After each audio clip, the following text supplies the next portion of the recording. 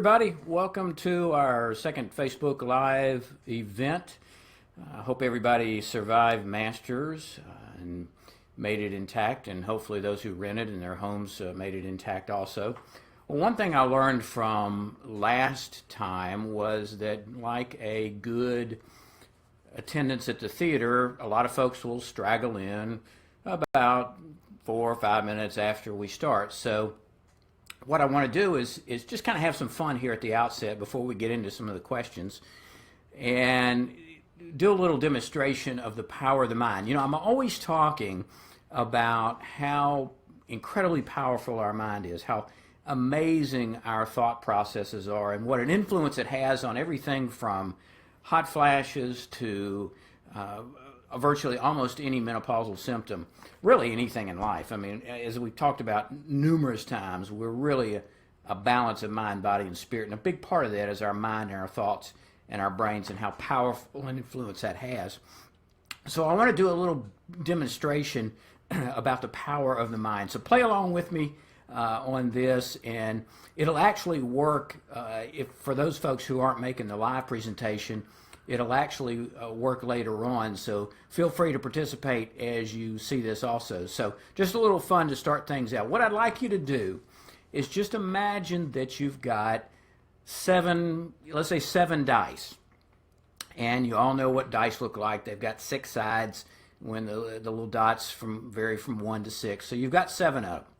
We'll take those imaginary dice and throw them out on the table. Everybody do this now.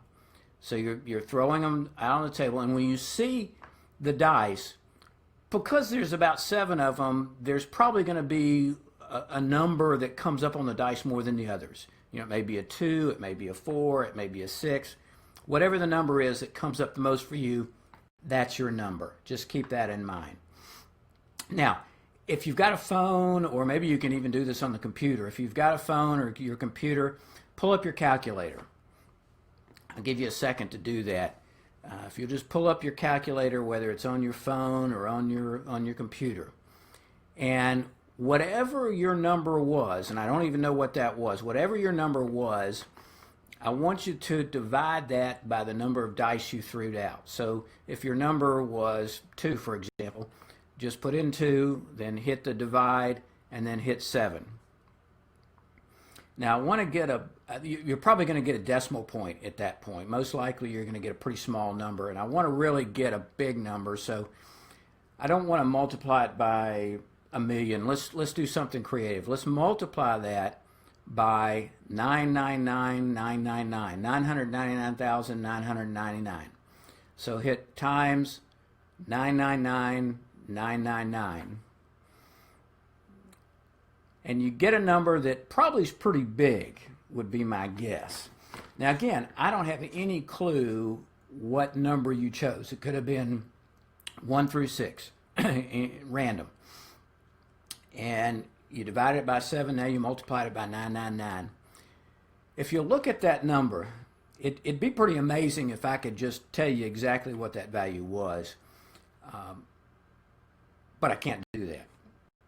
But what I can do is tell you that it's very likely that the number you have on your screen now has probably got a 7 in it.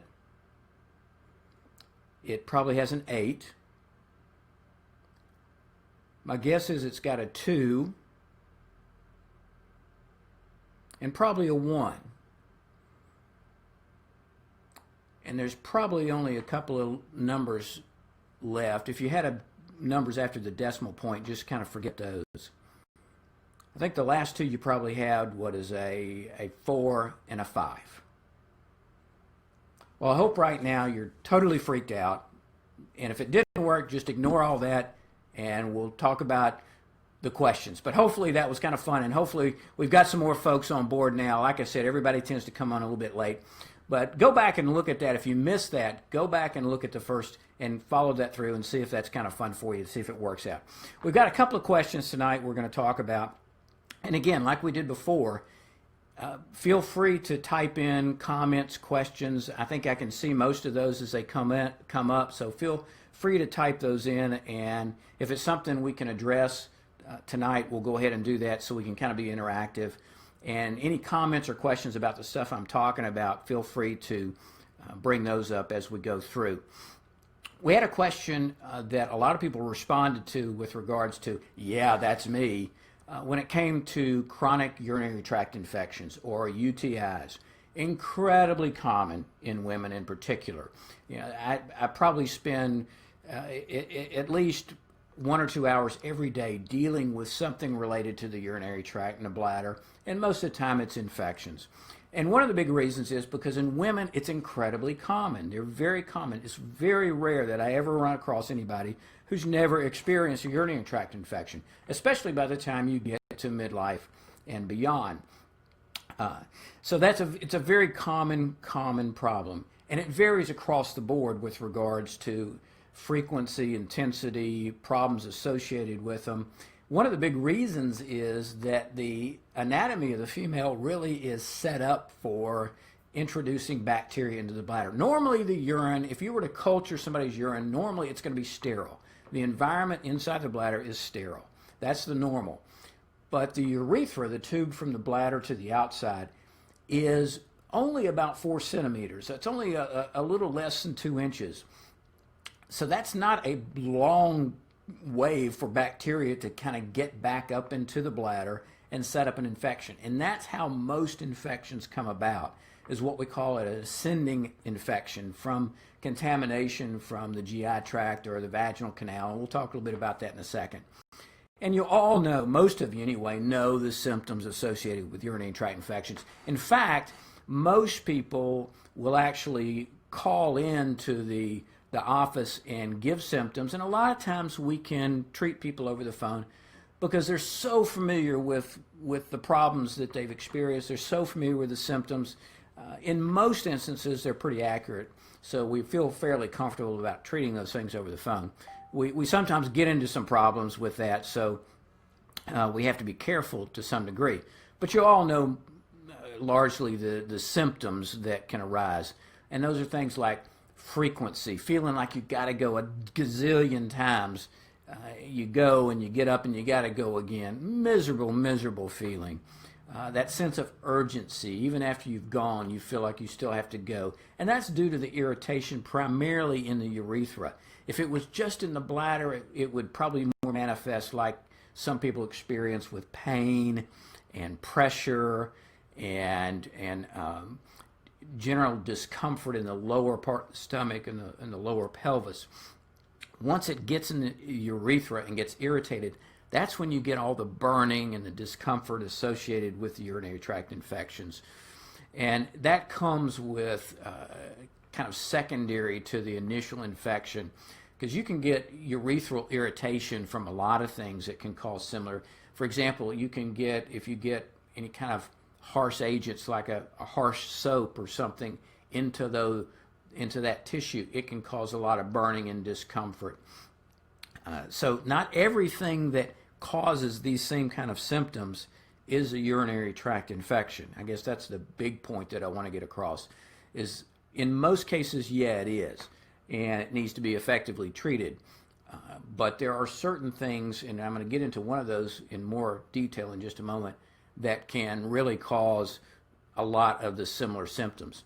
We can break infections kind of down into acute infections, and those are the most common. That's where you're feeling fine. You go to bed one night and get up the next morning, and all of a sudden you're burning, you've got the frequency, urgency, etc. That just happens for a number of reasons. Most commonly, we don't know. That's the most common cause, is we don't know. It just happens. And we'll talk in just a second about some of the causes of recurrent, frequent infections. And that's really, I think, the issue that many people have. It's not that big a deal if you have just one, you treat it, it goes away, end of story.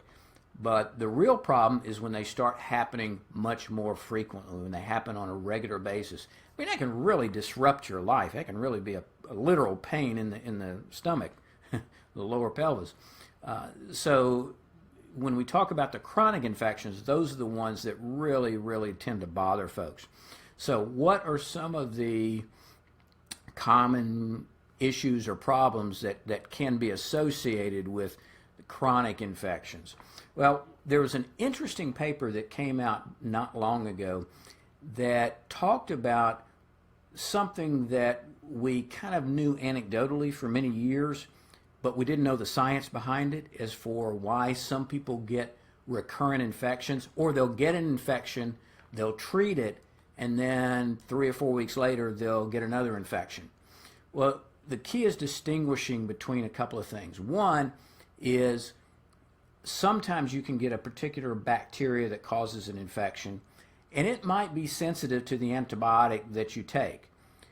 However, sometimes you can have a bacteria that may be resistant to that particular antibiotic. Not every antibiotic is going to cover every organism that can potentially cause a urinary tract infection. So some people with chronic infections, it's literally due to different organisms. And that's why sometimes if a particular antibiotic doesn't work, we have to go to a secondary antibiotic. There's not one single antibiotic that's going to cover every potential cause of urinary tract infections. So that's one of the reasons it's absolutely critical that in many times you really need a culture or at least a urinalysis to make sure that's what's going on, because you don't want to get in the habit of treating something that's really either not an infection or due to a resistant bug. But this recent study showed that women who had a lot of a bacteria called Gardnerella in their vaginal canal, and many of you will recognize that's the same bacteria that can cause BV or bacterial vaginosis. And that's simply an overgrowth. The Gardnerella normally exists in most vaginal canals, and it's only if it overgrows that it sometimes creates symptoms like discharge, itching, odor. Well, we found that people who get Gardnerella into the bladder, it can actually stimulate another bacteria to overgrow and cause another infection. E. coli is the bacteria that most commonly causes urinary tract infections. And what can happen is you can get a bacterial infection with an E. coli. You can take an antibiotic that normally kills the bacteria, but the bacteria have adapted and they can get into these little nooks and crannies in the bladder and kind of lay dormant, sometimes for weeks. And then if you get this Gardnerella bacteria from the vaginal canal into the urethra, into the bladder, it reactivates that E. coli. So it's like it wakes up these bacteria, and all of a sudden you've got this raging infection again, just when you had been treated previously and really felt better. So that was an interesting explanation for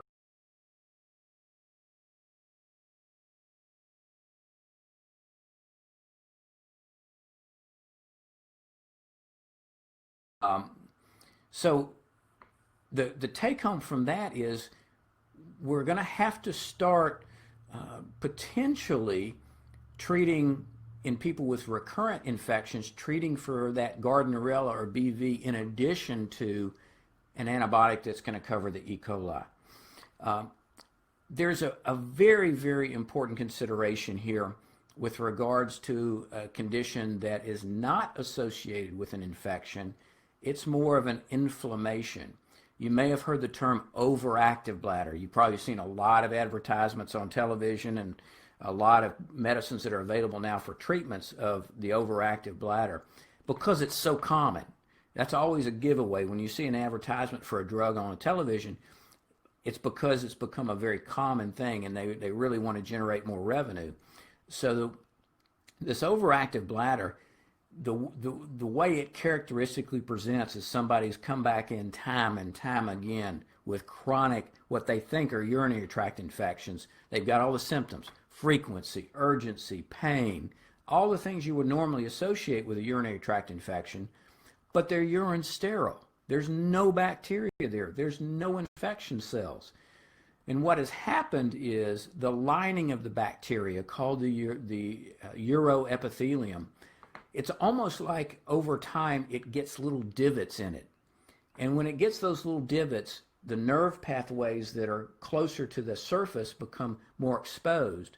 So anything that gets in that bladder triggers the sensitivity of those nerves, and you get all those same symptoms: frequency, urgency, burning, going often. And when that occurs, many people just assume it's an infection. Antibiotics will do absolutely nothing for this condition. It won't help it one bit. It won't do anything for this particular condition. So that's why it's so important. And I know some people kind of get frustrated with me sometimes when they say, oh, I know it's a urinary tract infection. I've got these symptoms. I know that's what it is. But the reality is it may not be. And if we're giving you additional antibiotics, it may be completely worthless. In fact, it might actually select out for resistant bacteria that could cause later infections. So if you call in sometimes and have symptoms that you might think are consistent with the urinary tract infection, and the mean old nurse says, well, you need to bring a urine by, well, we've got a reason for doing that, because we want to make sure that it's not one of these inflammatory conditions that we treat in a completely different manner. There's another thing called interstitial cystitis, which is another type of inflammation of the bladder that can cause, again, very similar symptoms. And that's only diagnosed by actually seeing it with a little scope. You can look inside the bladder and see it. And again, that's treated completely different from infection or overactive bladder. That's treated in a very different fashion. So the take home from this is there are some things that make chronic urinary tract infections more common, like menopause, for example, because of a change in the pH, which affects the bacteria in the vaginal canal, which goes back to that idea of certain bacteria can trigger other bacteria. Absolutely, intercourse is a risk factor for some people. They notice that they are more likely to get infections after intercourse. We know that that can do it. There are ways around that. There are besides just abstaining, which is really no fun, but there are ways that you can reduce the likelihood of that happening if that's occurring. So the bottom line is, if you've got chronic recurrent symptoms from bladder infections, the first step is make absolutely sure that's what's going on, because it could possibly be one of these other conditions that really needs to be addressed. I hope that kind of answered that question. I want to kind of move on to the second question. I got a question about leg cramps, and I got some other folks that said, boy, yeah, that's a real common problem for me at night especially. So I wanted to briefly address that also. I want to make a distinction, because oftentimes when you have leg cramps or leg discomfort at night, there are really two things possibly going on. And one of them is called Restless Leg Syndrome. And that's something that many people are familiar with. They've heard the term, and they kind of know what it is. Basically, it's where you feel like your legs are still moving. They're jumping, they're active, people talk about a crawling sensation. And it can be quite miserable. It can really disrupt your sleep and really create a major issue for you oftentimes. So it's not something to be poo-pooed or minimized. Now, it is different from leg cramps. Leg cramps are actually muscle contractions that create really painful cramping sensations. They occur a lot at night, and they can disrupt sleep just as much. But I want to make the distinction. Usually with restless leg syndrome, there's not a lot of cramping involved. That's more kind of generalized discomfort, this crawly feeling. It's almost twinges. You feel like your legs are constantly in motion. And it's interesting when you look at causes and treatment of each of these things, even though they're very different entities, sometimes they're treated very much the same. Let's look at restless legs initially for some of the causes. There's some medications that have been associated with triggering symptoms of restless legs. These are things like some antihistamines. And again, this is very individualized. It may not be specific to you, but it is individualized. It's something to check out if you have this problem. But in Augusta, where it's the hay fever sinus capital of the universe, almost everybody at some point or other is taking antihistamines. So kind of keep track to see if you notice that has that effect for you. Some anti-nausea drugs, in particular, Phenergan, which is a very popular anti-nausea medicine, has been known to do that. Even some of the antidepressants, some of the older antidepressants in particular, not necessarily some of the newer ones like the SSRI medicines like Prozac, Zoloft, those, but some of the older ones like the amitriptyline or Elavil, and those have been associated with it. and some of the medicines called beta blockers, which are used for blood pressure problems like there's a number of those that are used for a variety of reasons. Any of those potentially can cause restless legs. So if you're suffering from that, check your medicine cabinet first and obviously talk to your doctor. There's some underlying medical conditions that are commonly associated with it, like anemia. In fact, that's one of the most common problems associated with leg cramps and restless legs is a chronic low hemoglobin or anemia. In particular, it can be a deficiency of folate. So sometimes being on a good multivitamin with B complex, or being sure you're taking adequate iron and making sure you're not anemic, that you're eating well, can make a difference. There's certain nutritional deficiencies that have been associated with it, in particular potassium and magnesium deficiencies. People who have kidney disease, who create problems with their electrolytes, sodium and potassium, again in particular, can create a problem with restless legs. So being sure you're adequately hydrated. We know that sometimes dehydration can cause some problems associated with restless legs. So it's real important that you just maintain good, normal, run-of-the-mill type health behaviors to try to minimize that. There's some people who do extremely well with certain types of physical therapy for this. Massage therapy has been very effective. Even things like yoga has been helpful. Anything that kind of helps stretch those muscles. Taking hot or cold baths can be good. Whirlpools. Some people will apply hot or cold packs to the affected areas. There's even some interesting stuff done on vibration. There's a variety of machines that stimulate muscle fibers through very rapid, minute vibratory signals. And now these aren't those things like you see on television where you attach these things to your abs and they shock you and try to give you six-pack abs, and that's not what I'm talking about. These are actually medical devices that can work with the muscles to kind of relax those. It fires certain neural pathways and relaxes them. So there's a variety of treatment options that are available, and it really pays to, if you really suffer from this, to see someone who's trained in this. Some neurologists have a very big interest in this area. A lot of family practitioners see a lot of people with this because of the volume of folks they see. But there are treatments. Now, there's some medications now that are available. One in particular is called Requip, which is effective for restless leg syndrome, and it helps to increase dopamine in the brain. Dopamine is a neurotransmitter that there's some evidence that it's a problem with the actual dopamine that creates these weird kind of sensations in the legs, especially at night. So Requip in particular has been beneficial. Now, like any medicine has got some side effects like sleepiness, nausea, lightheadedness. So like any medication, and you'll hear me hammer this in, it's always going to be weighing the pros versus the cons. There's other drugs like Sinemet, which is traditionally used to treat Parkinson's disease.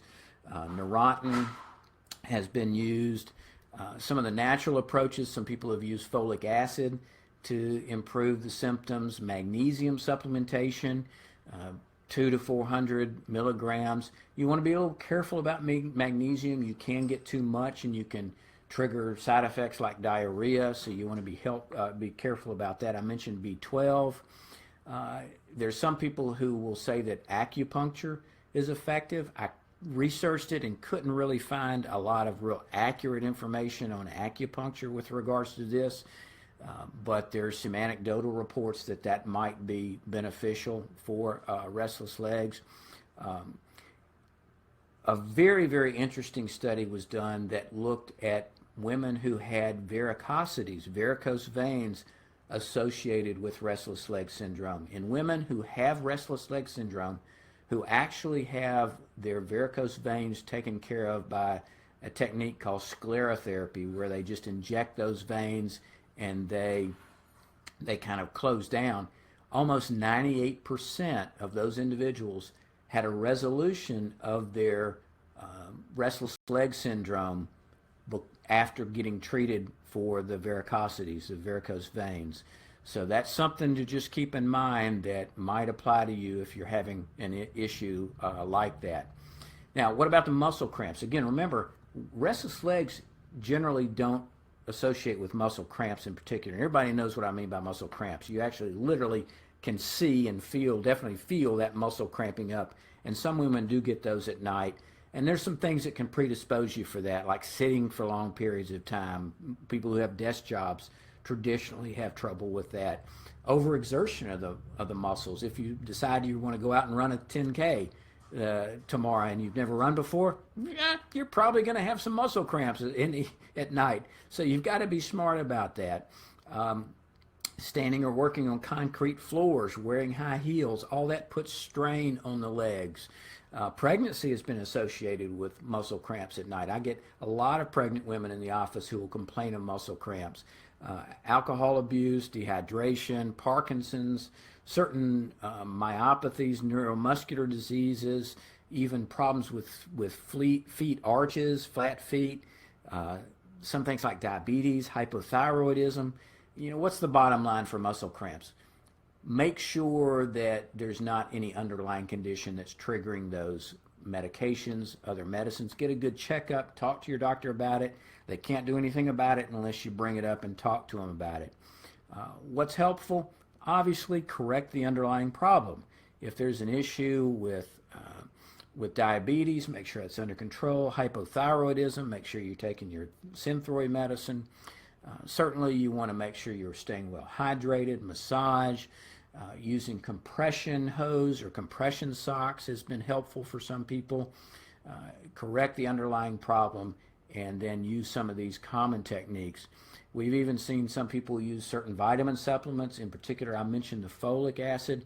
B-complex is very important with this.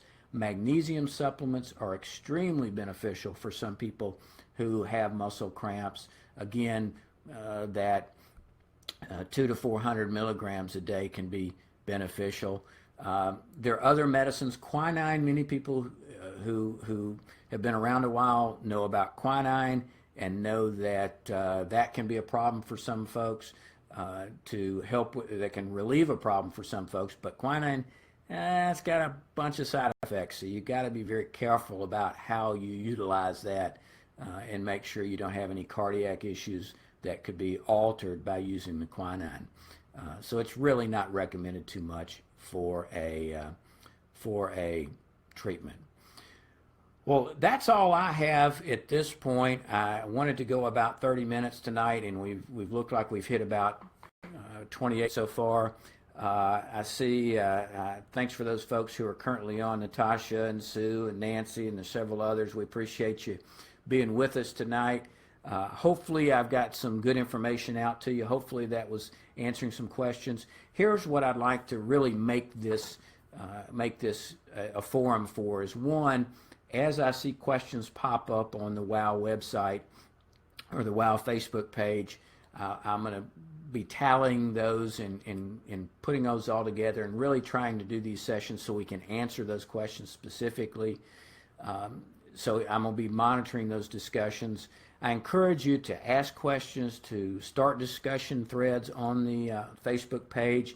I'm going to be posting a lot of content. I just put a article just recently on the perimenopause and symptoms.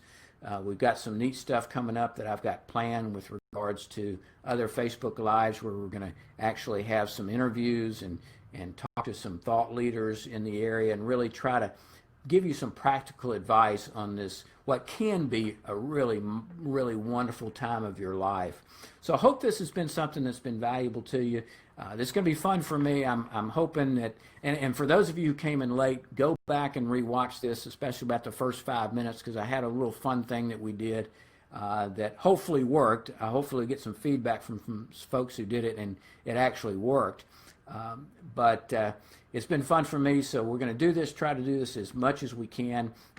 Again, put your questions up there, interact on the way this post is going to be good, or the way this website is going to be really fun is with the interactions. So please be an active member, leave comments, and let's make it a good way to interact and all continue to be